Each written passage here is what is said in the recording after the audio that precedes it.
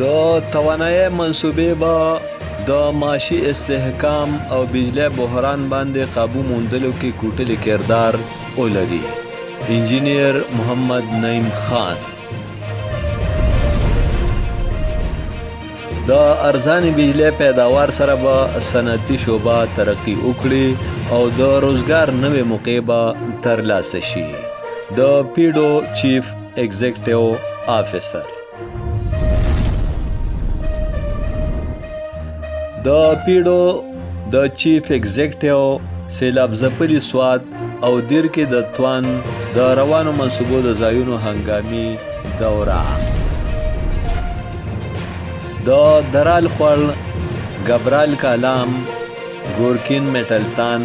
او کوټو منصوبو واکمنانو ته د کار د رفتار توندولو هدایات جاری.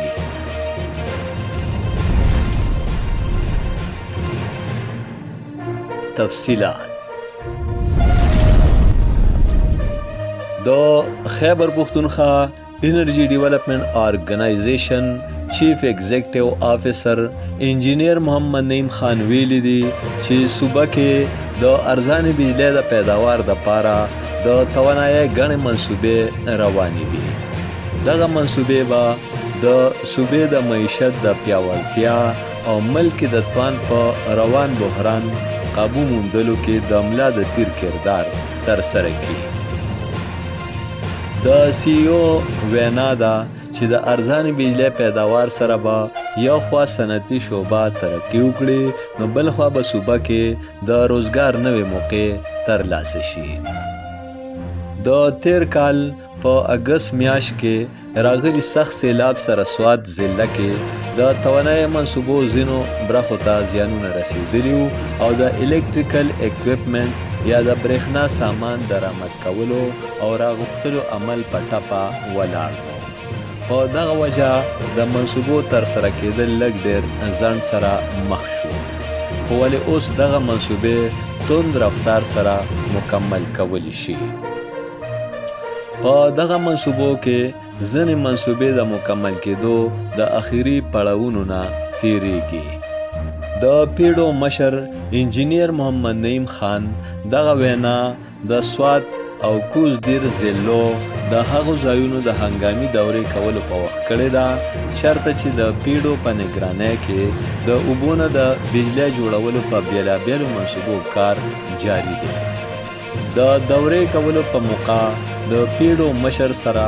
د مختلفو منصوبو د پراجیکټ ډایرکټرانو او انجینرانو ډله هم ملګرې وه. چیف ایگزیکټیو لومبې په سوات کې د 36 میګاواټه سیلاب ځپلي بجلیګر درال خوړ ته لاړه چېرته چې د بجلیګر او کالونۍ د سیلاب نه د ژغورلو او بچ کولو لپاره د هنګامي حفاظتي انتظاماتو او کار د رفتار جایزه واخیسته او واکمنانو ته یې د کار په لړ کې ضروري هدایات جاری کړل. د دې نه پس د پیډو مشر کالام ته او د کالام نه وړاندې لاړو چېرته چې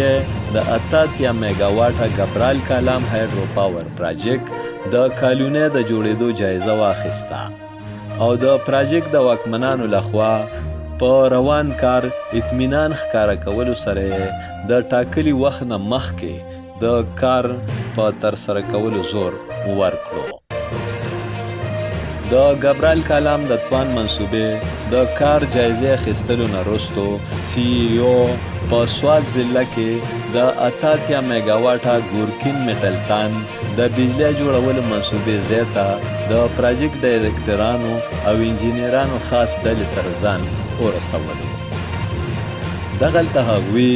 د پراجیکټ واکمنانو ته د کار نور توندولو او تیزولو وینا وکړه. میټلتان کې د پیډو د مشر انجینیر محمد نعیم خان وینا وه چې په دې خبره کې هیڅ شک نشته چې د بحرین او کالام ترمنځ د سړک د نړېدو او خرابېدو په وجه د منصوبې دپاره د مشینرۍ او میټیریل په رسولو کې مشکلات شته او لوی ستونزې پیښې دي، ولې بیا هم ټیکهدار دی د وړو ګاډو په ذریعه د سامان وړل راوړل یقیني کړي چې دا شان روان کار زر تر زره سرته ورسولی شي. د پیډو مشر انجینیر محمد نعیم خان کوز دیر ضلع کې د 40.8 میگاواټه کوټو بجلیګر ته هم لاړو، چرته چې د چین انجینیرانو ډلې سره ناسته وکړه او په دغه ناسته یا میټینګ کې د الکترو میکینیکل اکویپمنټ په درآمد کولو کې پیښو مسلو او کړمو او د کار په کمزوري رفتار فکرمندۍ څرګندولو سره پراجیکټ واکمنانو ته کار نور تیزولو باندې زور ورکړو. د پښتونخوا انرژي ډیولپمنٹ آرګنایزیشن پیډو چیف ایگزیکټیو افیسر انجینیر محمد نعیم خان ټولو پراجیکټ ډایریکټرانو ته سختۍ سره هدایات جاری کړل چې هغوی د خپلو منصوبو باندې په هنګامي بنیادونو کار توند او تیز کړي او که داسې یې ونه کړل نو د ځنډ په صورت کې به د زیان او نقصان هغوی په خپله ذمه وار وي. امجد علي خادم، پښتونخوا ټي وي، پېښور.